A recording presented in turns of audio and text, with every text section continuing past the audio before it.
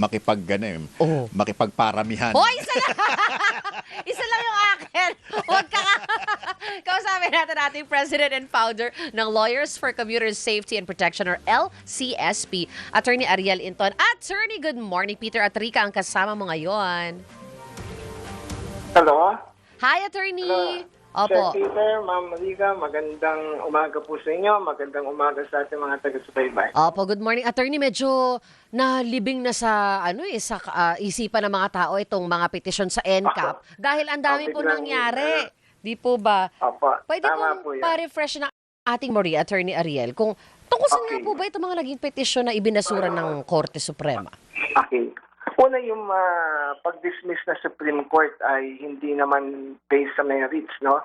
Malinaw naman yung sinabi ng spokesperson ng Supreme Court sa kanilang mga pahayag na ito ay dismissed because it's already moot and academic.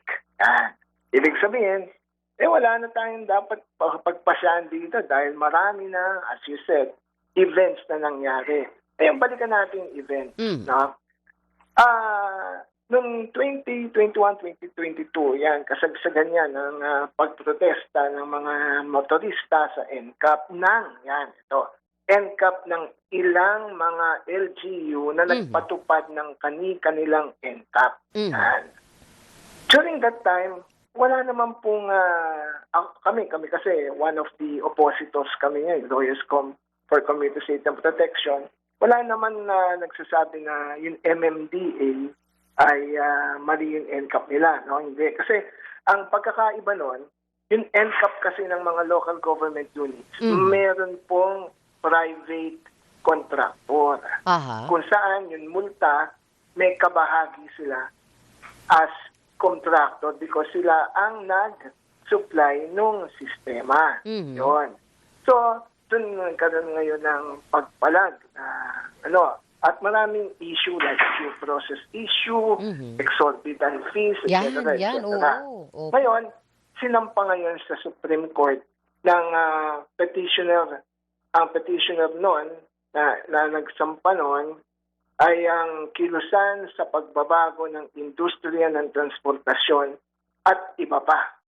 Opo. So yung sinampa po, yung binasura po pala ng Korte Suprema etong mga NCAP petition sa mga local government, yung mga may kanya-kanya. Opo. Lilinawin po natin Yung pong yung nag-file sila, ang kanila pong ang kanilang pinuntirya doon ay yun nga mga nasa LGU na NCAP na yan ay unconstitutional. So, binigyan po ng TRO ng Supreme Court. Mahabang panahon po naka-TRO yan. Ngayon, during that interim, ito yung pinaghuhugutan ng desisyon ng Korte Suprema. During the interim, ay naglabas ang Metro Manila Development Authority. No?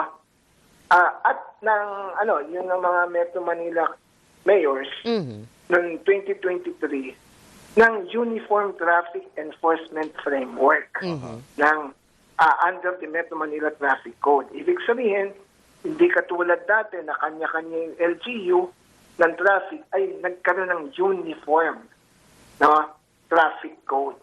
Kung saan, isa nga dito yung usapin ng NCAP. So, ang nagpatupad ngayon ng NCAP ay ang MMDA. Ngayon, kung matatandaan niyo po, a few months back, or probably several months back, nilift ng Korte Suprema partially yung TRO at pinayagan nga yung MMDA. Kasi kahit na yung MMDA sa prayer ng mga petitioners ay hindi naman kasali yun sa demanda, naisama sa TRO, nilift ngayon ng Supreme Court yun. Kaya may MMDA NCAP. Yun nilift yan kasi iba yung MCAP ng MMDA sa NCAP ng mga local government noong panahon na yun. Ngayon, nung nilift yan, ay meron na kasing Uniform Traffic Enforcement. Ibig sabihin, yung demanda against dun sa mga ordinansa ng mga LGU na nagpatupad ng NCAP, ito ay hindi na ito ay superseded na nung uniform traffic traffic code na sa panguna ng MMDA. So naayos Kaya na ito, dahil attorney. Opo. Dahil doon, sabi ng Korte Suprema, moot and academic na. Mhm. So yung sinabing moot and academic na, hindi nagkaroon ng hatol dun sa whether or not Unconstitutional. yung NCAP ng mga local government ay unconstitutional. Oho. Walang paghatol doon. Opo. Mm. So dahil nga po naging moot and academic na, yung inayos ng MMDA na Yes, kunyari po oo. sa fines nila, no, at mga violation, yun na rin po ang ginagamit ng LGU ngayon. Yes, opo. Kaya yung mga ordinansa, na challenge ng mga petitioners noon, wala na. Mhm. Hindi na pinatutupad. Mhm. Yun ang kasi iba na yung pinatutupad ngayon. Kaya sabi ng Korte Suprema, iba na pala eh. Oo. So, hindi na natin dapat i-rule yan. Ngayon, meron sinabi ang Korte Suprema doon na napakahalagang principle. Yung principle na yun, yung doctrine of constitutional avoidance. Yan. Yung doctrine of constitutional avoidance, parang ganito, ay parang sinasabi na kapag mayroon issue ng constitutionality, Oo. at meron naman ang Korte Suprema paraan na maaring ma-rule doon without touching on this, tulad nito, itong pinag-usapan natin, Oo. then they will avoid resolving those constitutional questions. Aha. No? Okay. There are So, exemptions. Pero yung yes. exemptions na yun, sabi ng Korte Suprema, wala dito sa kasong to. Oo. Bakit? Well, kaya moot and academic. Kaya ang sabi ng Korte Suprema, hindi natin sinabi na legal o valid yung mga ordinansa ng mga LGU. Ang sinabi lang natin, moot and academic. So, bakit pa natin i-rule yung constitutionality nito? Apo, Kaya nga, apo. dun sa yes, sir. Apo, Sir Peter. you lost me at moot. Masyado pong technical. Pero let me papaliwanag ko po yung let me clarify medyo one thing, technical. attorney. Let me clarify one thing. So, yung NCAP ngayon na pinapatupad still provides for MMDA. MMDA, but it still provides for a digital recording. Yes. Correct? Opo. wala So pong- pero ibig ano sabihin po ba yung niyan MMDA? hindi na kailangan ng certified true copy nito? Yan. Ako. Ito, Sir Peter. Opo, Magandang katanungan yan. sabi ko na. Abo. Ang sabi po ng Supreme Court, na yung dismissal does not bar future challenges if the revised NCAP system later gives rise to an actual controversy. Yan. So, itong bagong pinatutupad, pwedeng i-challenge ito. No? Katulad ng tanong niyo po, Sir Peter, yan ba ay meron due process issue? Yan. So, maaring i-challenge yung bagong pinatutupad na NCAP. Ayun. Yan. Pero yun dati, wala na yun kasi moot and academic na. Kasi Oo. may bago na nga pong framework ang MMDA with respect to traffic, Okay. including NCAP. Oo. Less technical pero something that should be clarified still, Attorney Ariel, ano po. Nakalagay parang dito. ganito po, no? Parang Ma'am, ganito. sir, pwedeng magtanong? Kasi meron po kaming mga gustong itanong din na pang-clarify. Opo, sige po. No problem. Opo. Mapapaliwanag po natin ng madali. Opo. Yes, Your Honor, please. Yung... Sorry po. It's okay. Okay.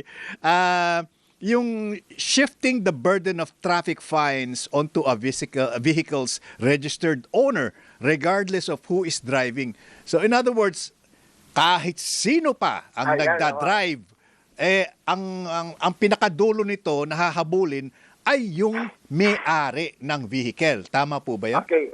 Sir Peter, yan nga yung mga yan po yung mga issue na paloob, one of the issues na isinampa ng nitong petitioner sa Korte Suprema. Kaya lang hindi nagkaroon nga ng ruling dyan sa mga isyong yan dahil moot and academic na. Ngayon, kung sakaling ganyan pa rin ang ipinatutupad ng MMDA at mga Metro Manila LGUs, no? At meron magcha-challenge sa husgado niyan, ay pwede po. Na bakit hanggang ngayon, ganito pa rin, na kahit sino ang yung rehistro pa rin ng sasakyan ang now-hostage. Dapat personal yung violation sa driver. Correct. Yan. Pwede po yan. Pwede i-file yan. Now, kailangan lang ng actual controversy. Kasi pagka, yung pong, kaya naging moot and academic, meron pa rin pong mga ibang sinabing Korte Suprema, kaya hindi nila ni-rule on the merits, katulad nun lack of standing, exhaustion of administrative remedies, IRS reports. Ibig sabihin, parang sabi, mag-RTC muna kayo. O kaya naman, sa MMDA, ayusin niyo muna yan sa mga local government units, may mga regional trial court yan. Kunyari, Valenzuela, you should have challenged that in the RTC ng Valenzuela, parang gano'n. Pero yan ay hindi nangyari, kaya kasi, yun nga dismissed because moot and academic. Kasi pero parang kung sakaling may mag-challenge, yan, katulad na sinabi ni Sir Peter, then, sabi ng court, pwede pa rin. So, it is no longer challenging the old NCAP provisions of the LGUs, LGU ordinance, but this NCAP na pinatutupad ng MMDA ngayon. So, meron ba magcha-challenge yan? Ibang ball game na to. Oo. Kasi binabalikan ko, parang inaalala ko yung aking natanggap na isa lang yan, coding. Sige na nga. Nakapangalan kasi sa kapatid ko yung sasakyan. At noon naalala ko lang, Attorney Ariel and partner, no? Noong natanggap ko yun, nakapangalan sa kanya dahil siya yung may-ari. Pero dahil nga online ay may payment ka, I was able to pay for my fine. Pero looking back, nakapangalan sa kanya. On her behalf. Oo. Pero nakapangalan sa kanya yung violation. Yan nga po yung mga issue nun kaya ang pinakamalaking issue nun bakit yung multa may kahating private contractor. Opo, pero At yun pa dahil yung doon, nakaraan lumaki di ba? yung multa. Kaya lang hindi nga po nagkaroon ng ruling dyan sa mga issue yan. Oo, tsaka isa pa nga yung yung mga open deed of sale. Tama. Kung minsan naman yung mga nakarehistrong pangalan ng owner, hindi na siya yun eh. Oo, napalitan Matagal nang nabenta, kaya lang nagbentahan na open deed of sale. Di po ba, attorney? Totoo po yun. Mga ilang pasa salin. na. Opo. Ilang salin na, tapos isa pa. Pati itong multa nagiging multo dahil maraming nagte-text pati sa akin you have an apprehension and have to pay 1,000 pesos. Nakakakuha ko ng ganun So meron nga. Click this link. to pay. Pero ano na yan, scam. Oo nga, pero but see, here's the point.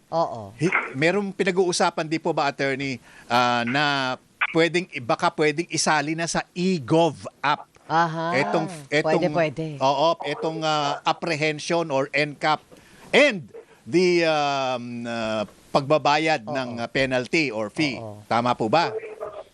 Yes, opo. Kaya nga yung NCAP, kung gusto pa ng MMD i-improve yan para maging mas effective yung panguhuli at napapangalagaan naman yun na motorista na hindi na-penalize yung walang violation, marahil gagawin ng MMDA dito sa bagong framework nila. Oo, sana nga po. Harinawa. Oo, Attorney Ariel, maraming salamat po at we will talk to you again. Okay, para sa iba pang developments on the mahiwagang NCAP. Thank you very much. Thank you, Salamat Attorney. Good morning. Thank you very much. Si Attorney Ariel Inton, the president and founder ng Lawyers for Commuter Safety and Protection, LCSP. Kahapon may binabati ako, Rika, na hindi ko natapos dahil medyo nagkagulo yung ating schedule. Ha? But let me just say again, congratulations. Your parents are proud of you. Dorothy Gale Esmerna Plaza. Magna cum laude lang naman ito. Goro. Mula sa Kolehiyo ng Media at Komunikasyon, Universidad ng Pilipinas. Ang galing naman. From your proud parents.